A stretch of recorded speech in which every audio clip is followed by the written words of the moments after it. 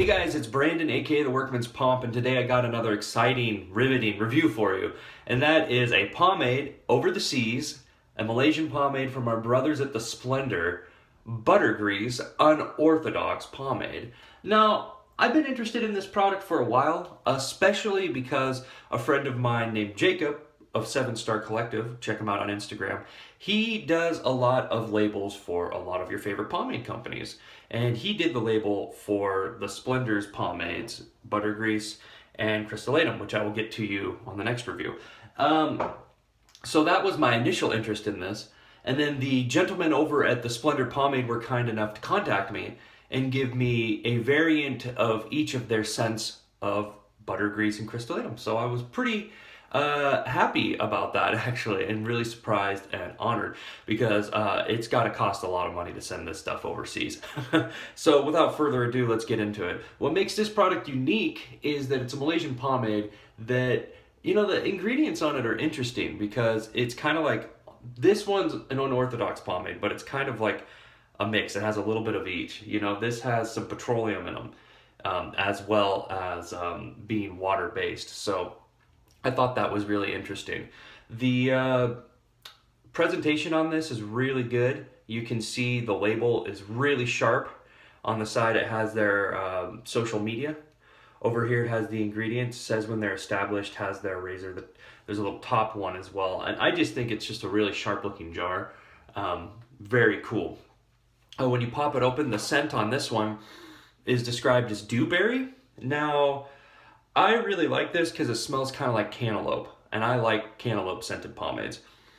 This one smells really good. Their other scent is butterscotch, and butterscotch has kind of a coffee scent, but more sweet.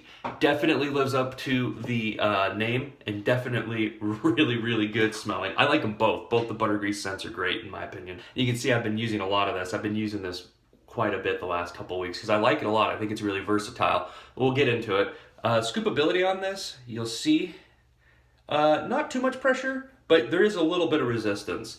Now, one thing that's interesting about this pomade is when you break it down, you'll notice it kind of wants to start to ball. Like, look at, see, as I go, it kind of mushes a little bit. But if you keep putting pressure on it and keep warming your hands up, it goes away really greasy, and that's really cool. So you do have to put a little bit of effort into breaking it down, but it's nothing bad at all. And the breakdown is really greasy, butter greasy. Surprisingly enough, though, this product, I wouldn't say it's on the drier side, per se.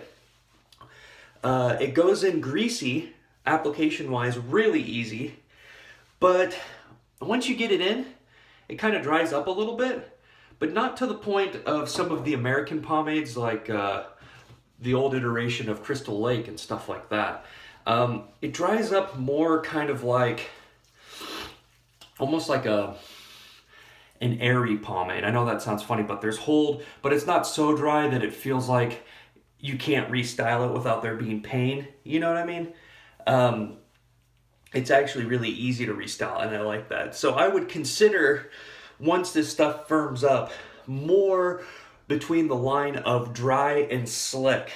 And as you guys know, I don't like dry pomades, and I like this one. So it definitely rides the line of being dry and slick really well. Using the applicator brush, we'll just slick this stuff back. You'll see there's really no resistance in this. It slicks back really easy, with little to no effort. And when you put it in, you can definitely feel that there's something in your hair. This stuff, it doesn't feel weighty, but it feels solid, if that makes sense. I never felt like my hair was being weighted down too much by this stuff. It definitely feels like a medium in the hair. Slicking it back with the comb. I'm kind of pre-styling my part right now. And it styles really well. I like that. Really easy. I like the types of pomades that there's a minimal amount of resistance in the comb, but there's a little bit, if that makes sense. So, you know, it's not gliding through the comb, but it definitely is going through easy.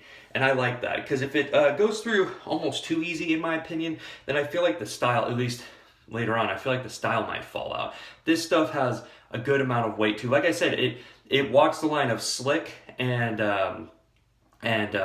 dry really well, greasy and dry, and it also walks the line of being slick and also being too firm. So it's like a good middle ground on both of those.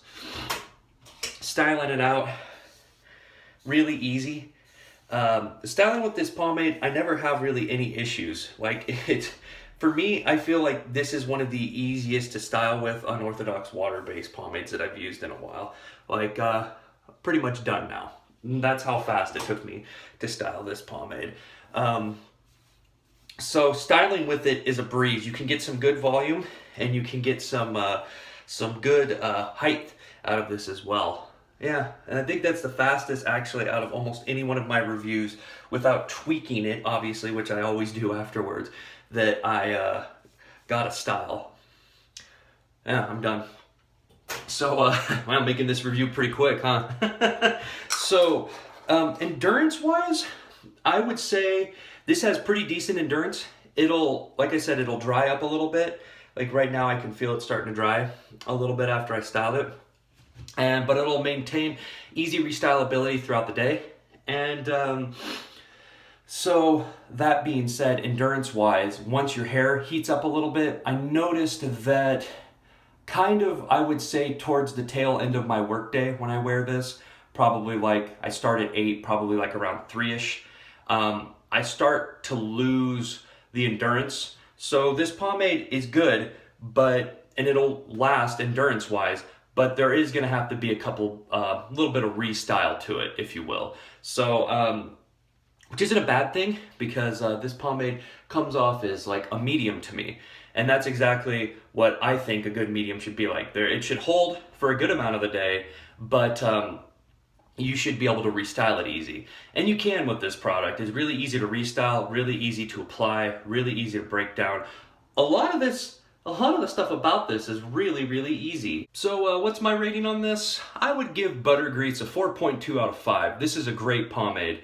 And to be honest with you, I'm kind of sad that this isn't easier to get in America. But therein lies the bittersweet sword, if you will, is that all of our Malaysian brothers and sisters can get this overseas, and it's a really good alternative to importing American unorthodox water-based.